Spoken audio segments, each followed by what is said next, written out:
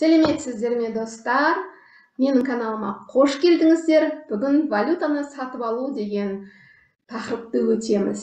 Яғни валютаны сатып алу үшін кәсіпорында валюталық счет болу керек. Ол үшін главныйға кіріп, организацияны ашып, валюталық счет ашылған ба, ашылмаған ба тексеріп кетеміз.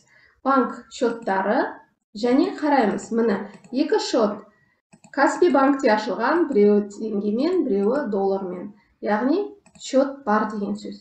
Екіншіден тексеретіміз бұл банк касса дегенде валютаны тексереміз және міне доллар бар. Қаншалықты жаңартылып тұр курстарын тексереміз. Менің курстарым күнделікті жаңартылып тұр. Яғни курс жаңартылып тұру үшін мына жерде ашамыз және галочка тұру керек, яғни загружать курсы из интернета деген. Сол кезде интернеттен күнделікті курстар жаңартылып тұрады. Екінші амалды тексердік. Енді валютаны сатып алайық. Ол үшін платежный ордер списание ашамыз, создать дейміз және де өзге де операцияларды таңдаймыз. Прочее списание без наличных средств. Алушы бізде Каспий банк болып табылады. Себебі өзіміздің банкімізден, өзіміздің банктен ақша қаражаттарды валютаны сатып аламыз. Алғашқыда теңгемен счетты таңдап, теңгемен счеттан Каспий банктың теңге счетына ауыстырамыз. Мысалы, бүгінге Каспий банктың курсы 460 теңге деп есептейік. Сонда 1000 долларды сатып алу үшін 460 мың теңге жіберуге тиіспіз.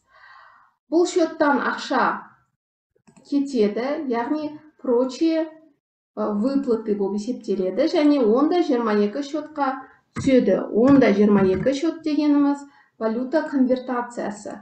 Валюта конвертациясы дегеніміз бір теңгені басқа валютаға айырбастаған кездегі амалды, мәмілені конвертация деп атаймыз. Күнін кішкене ертерек жасап қояйық.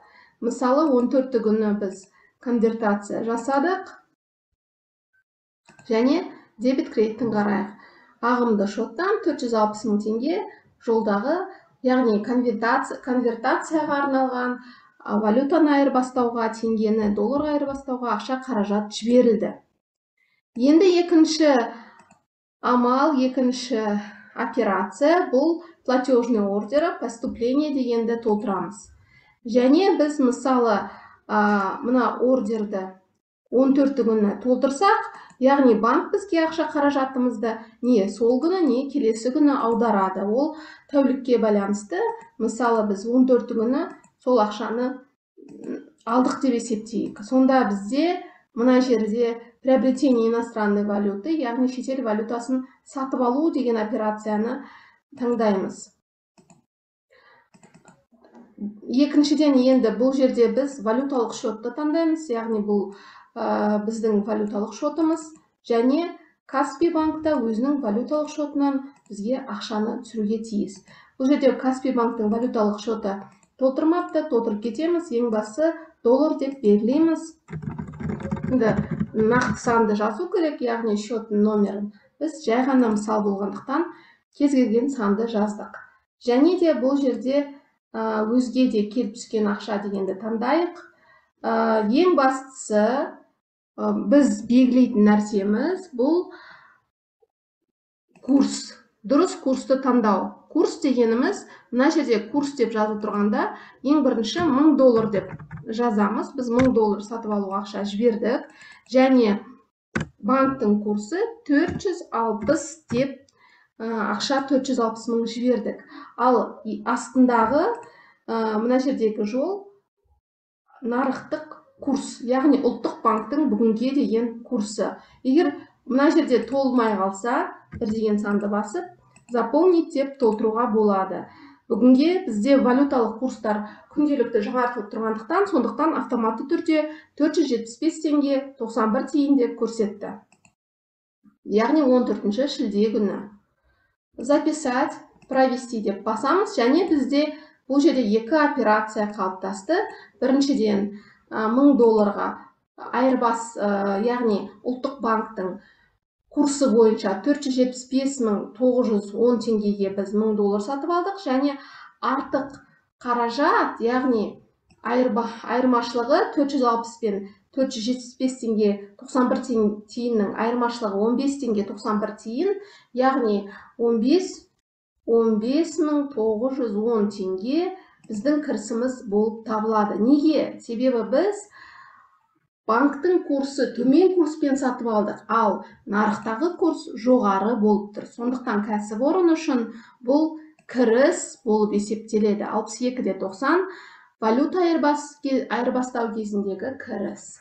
Сонымен бүгінге біз валюта айырбастау және конвертация дегенді анықтадық. Бұл айырмашылық біз үшін сомалық айырма деп аталады. Екінші жағдайды қарастырайық. Мысалы, біз 1000 долларды 480 теңгеден сатып алатын болсақ, қандай жағдай болады? Ол үшін платежное поручение списания, дәл солай өзге де операцияларды таңдап, мысалы, біз келесі жолы 19 күні тағы да мына жерде теңгелік шотты таңдап, теңгемізді Каспий банктың теңгелік шотына жіберіп, тағы 1000 доллар сатып алуға бел будық, және яғни шешім қабылдадық.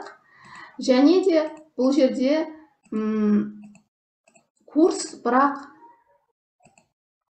жоғары болды. 1000 доллар дегенде мына жерде қате шықты. 1000 доллар деп жазбаймыз, біз курс бойынша теңгемен жібереміз. 480 теңге деп есептейік, 480 мың теңге жібереміз. Және мына жерде өзге де шыққан ақша, мына өзге де түскен ақша болып табылады, себебі онда 22-ге ақша түседі. Записать, өткізу, жазу өткізу, және мына жерде онда 22-ге түскен ақша дұрыс, және онда 30 кеткен ақша 480 мың теңге кетті. Енді дәл сол 19 күні бізге келіп түскен қаражатты көрсетейік. Платежное поручение поступления создать дейміз, және де 19 күнін таңдаймыз. Таңдаған кезде операциямызды таңдаймыз. Приобретение иностранной валюты. Валюталық шотымызды таңдаймыз. Валюталық шот. Тоқтай тұрыңыз. Бұл жерде қандай шот? Валюталық шот дұрыс. Каспий банк таңдалады, және Каспий банктың валюталық шоты. Мына жерде әлі де бізде курсымыз жоғары болып тұр екен, кіріс шығады. Онда біз 19 күні курсты кішкене нақты не істемептік, жаңағы анықтамаптық. 481 теңге деп белгілеген кезде бізде кіріс емес шығыс шығатын еді. Ал бұл жерде ұлттық банктың курсы жоғары болып тұр біз белгілеген курстан. Онда қайтып операцияға 482 теңге деп белгілейік. Записать, провести. 482 мың теңге бізден шықты. Және біз қабылдаған кезде соңғы мына толып тұрған операция, біз 482 мың теңгеден 482 теңгеден курс бойынша сатып алайық 1000 долларды. Онда келіп түскен қаражат 1000 доллар.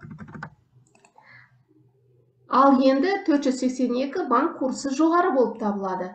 Нарықтық курс төмендеу. Кәсіпорын үшін бұл келіп түскен қаражат. Кәсіпорын үшін не болып табылады? Шығыс болып табылады. Себебі банктың курсы нарықтық ұлттық банктың курсынан жоғары болып тұр. Өткіземіз және операцияны қараймыз. Бұл жерде операция бойынша біріншіден қайта бағалау жүргізілді. Себебі біз 1000 долларды сатқан жоқпыз. 1000 долларды мен ешқандай әрекет жасаған жоқпыз алдындағы 1000 доллармен.